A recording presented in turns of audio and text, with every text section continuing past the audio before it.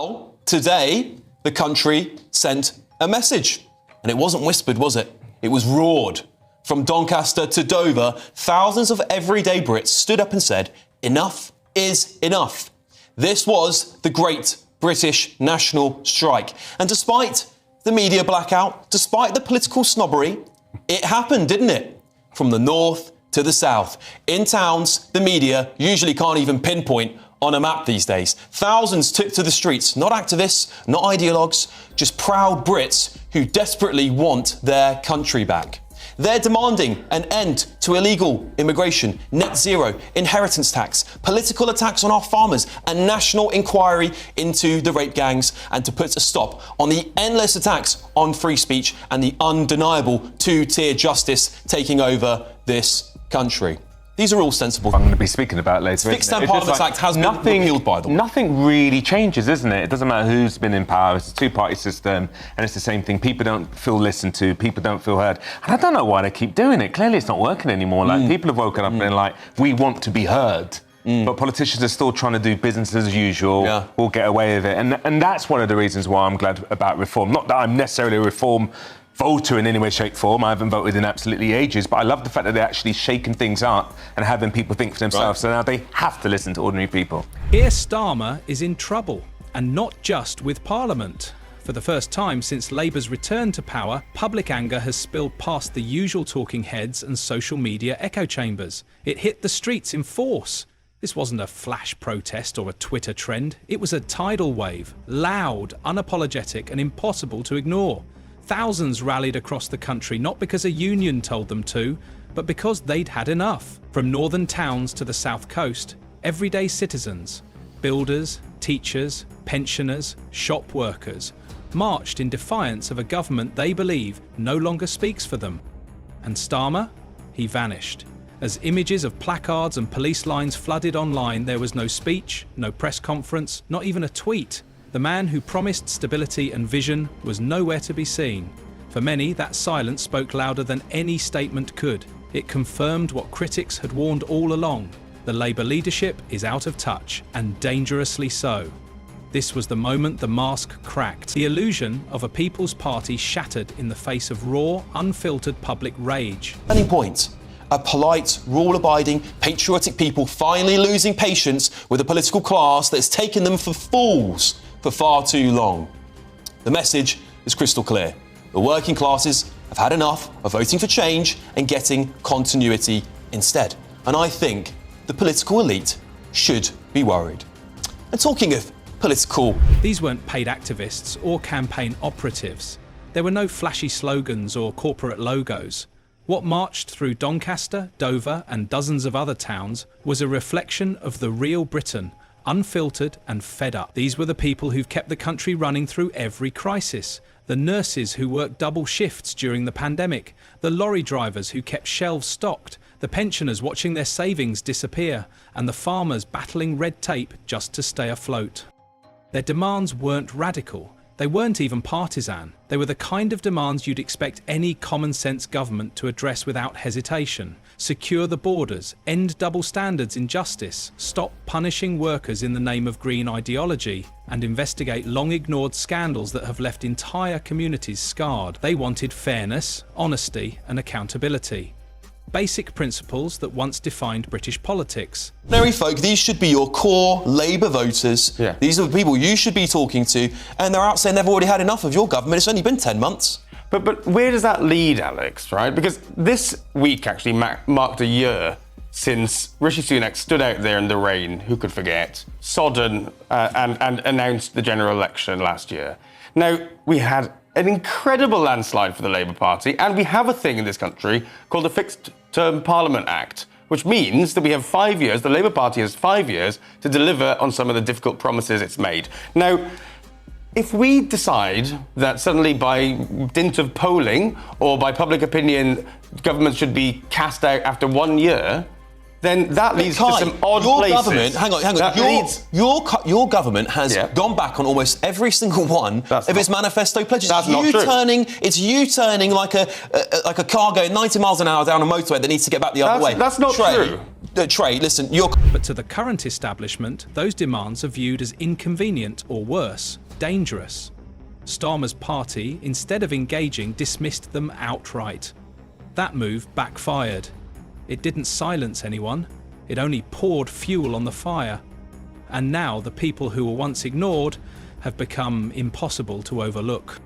What's most alarming for the Labour leadership isn't the size of the protests, it's the clarity of the message. For years, political frustration simmered quietly behind closed doors, but now it's boiling over in public, and it's no longer limited to fringe groups or anonymous online rants. These protests cut across generations and regions. The message is unified. Britain isn't just divided, it's rigged. Common sense, Blake, you're one of what I would say many just ordinary people in the country. How do you feel? Do you feel this is continuity previous government? Yeah, it is. It's all the same. I mean, that's literally what I'm going to be speaking about later. Fixed Term Parliaments Act has been repealed, by the way. Nothing really changes, isn't it? It doesn't matter who's been in power. It's a two-party system, and it's the same thing. People don't feel listened to. People don't feel heard. And I don't know why they keep doing it. Clearly, it's not working anymore. Like, people have woken up and they're like, we want to be heard. But politicians are still trying to do business as usual. Yeah. We'll get away with it. And that's one of the reasons why I'm glad about reform. Not that I'm necessarily a reform voter in any way, shape, form. I haven't voted in absolutely ages, but I love the fact that they're actually shaking things up and having people think for themselves. Right. So now they have to listen to ordinary people.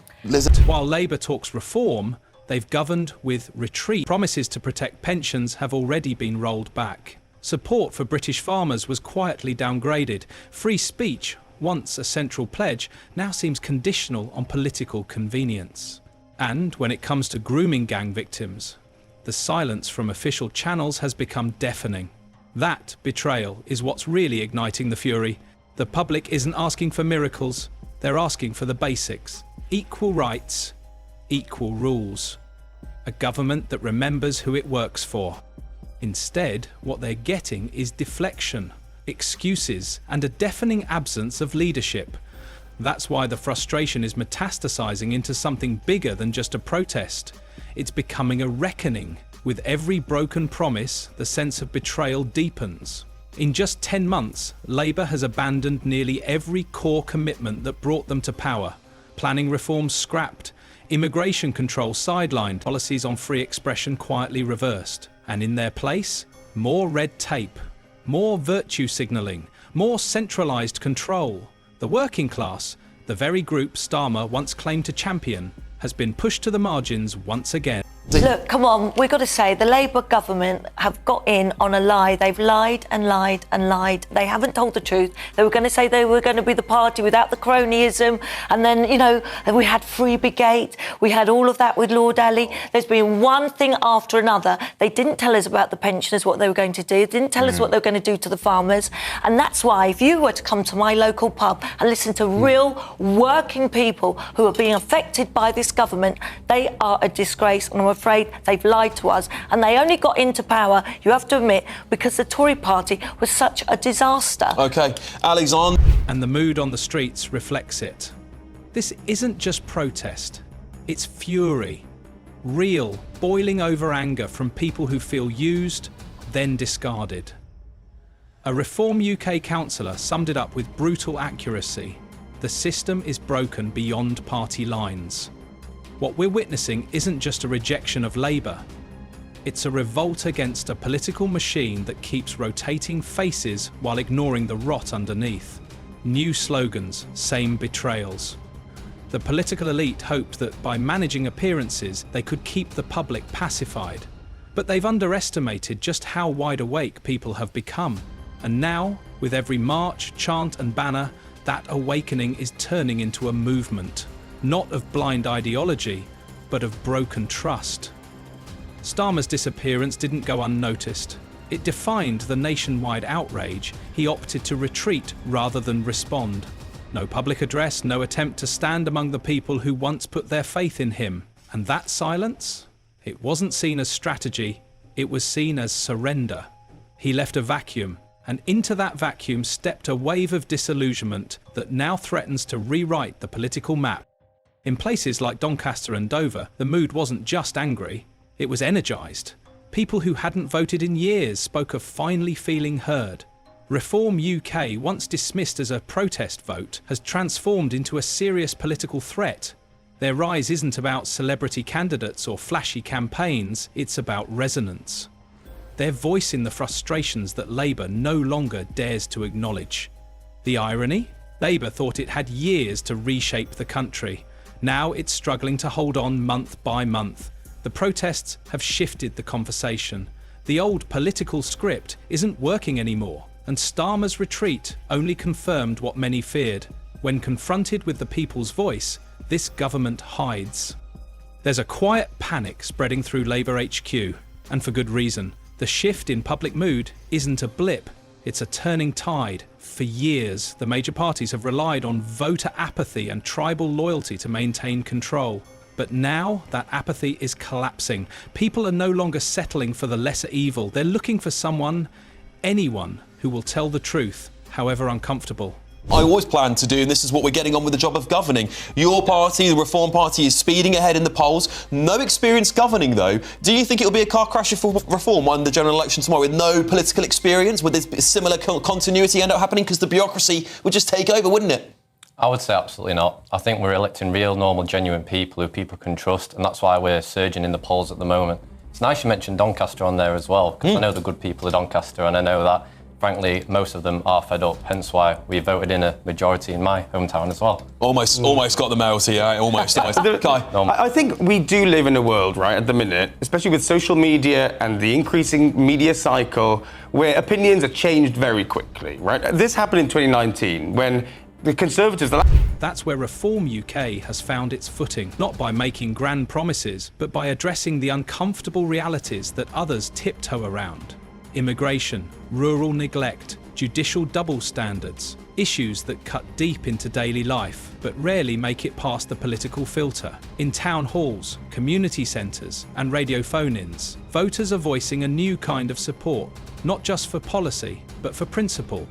Starmer, once seen as a safe pair of hands, now looks out of his depth. Floating Angela Rayner as a possible alternative hasn't helped either. To many, it feels like a distraction tactic. Rayner's working-class credentials may be front and centre, but the policies she supports echo the same centralised control, high taxation and green dogma that are already being rejected on the streets. Labour is facing a problem it can't spin away. It stopped listening, and the people who once gave them the benefit of the doubt are walking away, angrily, loudly and in growing numbers. They're not just voting with their feet, they're voting with their voices. Reform UK isn't rising because it's perfect, it's rising because it's present. Because it's acknowledging what millions have felt but been too exhausted or disillusioned to say. For years, political frustration simmered quietly behind closed doors, but now it's boiling over in public, and it's no longer limited to fringe groups or anonymous online rants. These protests cut across generations and regions. Over and done with? Yes. I'm arguing today that Angela Rayner is the Prime Minister this country desperately needs. Now, Angela Rayner wouldn't just ruffle feathers, she would upend the staid, aristocratic norms of Westminster politics. Let me remind you a bit of a British record. Oxford, Oxford, Oxford, Oxford, Oxford. Edinburgh, Oxford, none, Oxford, none, Oxford, Oxford, Oxford, Oxford, Oxford. Yes, that's the university education of some of our most recent prime ministers. Now, Angela Rayner was raised in poverty. She was a mum and a carer at 16 and in union position at 30, a senior union position. Now, if she walks into 10 Downing Street, she won't as much bring working class grit and guts as put paid to the Farage fallacy that only reform can represent the working class. Now, her experience as a minister also shows her record, spearheading 1.5 million homes, her planning and infrastructure bill, and also the incredible employment rights given to workers, the best in a generation. So yes, the red-haired bombshell is the Prime Minister we next need. After Keir Starmer, of course, I should say. Oh, there it is, isn't it? There it is. This is what... This isn't about left or right anymore. It's about trust. It's about whether ordinary people feel like they still matter in the country they help build. Right now, the answer to that question is clear, and it's fueling a quiet revolution. Keir Starmer should have been out front, speaking directly to the anger instead of dodging it. He had a moment to show leadership. Instead, he showed fear. And that's why these protests matter, because they've become more than a cry for policy change. they're a warning, one that Westminster ignores at its own risk. If you enjoy This Breakdown, like and subscribe to the channel for more videos like this and watch many more videos here.